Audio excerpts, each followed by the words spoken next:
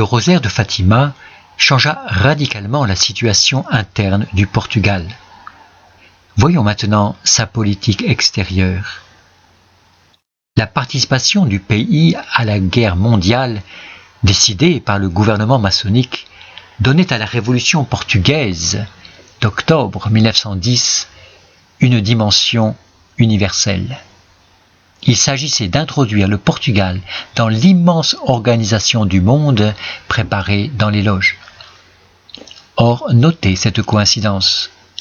Au printemps 1916, le Portugal était entré en guerre aux côtés des Alliés, mais ce n'est qu'au lendemain de la folle offensive Nivelle en avril 1917 que le premier contingent de l'armée portugaise, sous les ordres du général Tamanini à Breux, débarqua en France. Le 10 mai, ils arrivaient à Aire-sur-la-Lys et le 13 mai, ils montaient en ligne. Entendez ? Le jour même où le Portugal entrait effectivement dans la guerre et que les premiers soldats tombaient au front, Notre-Dame venait annoncer la paix et indiquer au bon peuple portugais l'arme efficace pour l'obtenir vite, la récitation quotidienne du chapelet. Le 13 mai 1917, Notre-Dame dit aux 3 enfants de Fatima « Récitez le chapelet tous les jours » afin d'obtenir la paix pour le monde et la fin de la guerre. Lucie interrogea « Pouvez-vous me dire si la guerre durera encore longtemps ou si elle va bientôt finir ?» Notre-Dame répondit « Je ne puis te le dire encore tant que je n'ai pas dit aussi ce que je veux. » Notre-Dame vint au Portugal pour solliciter la prière du rosaire pour la paix. Elle voulait établir sur terre la paix selon Dieu, une paix mariale, une paix évangélique.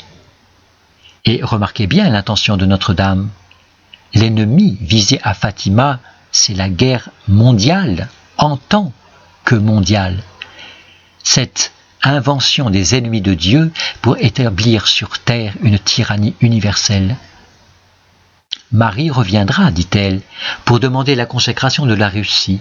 Si on ne la fait pas, la Russie, le communisme naissant en Russie, répandra ses erreurs dans le monde entier. Dans le monde entier. Vous voyez l'actualité. Les apparitions de Fatima apportent la lumière et le remède aux maux de notre temps. Le péché est la cause des guerres et des victoires du démon.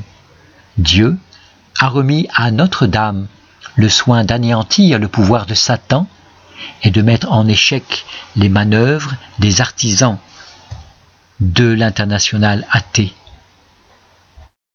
C'est ainsi, c'est dans cet esprit que nous voulons prier. Il nous suffit de recourir à elle, de se mettre à son école. Il faut que tous les pays, il faut que la France prie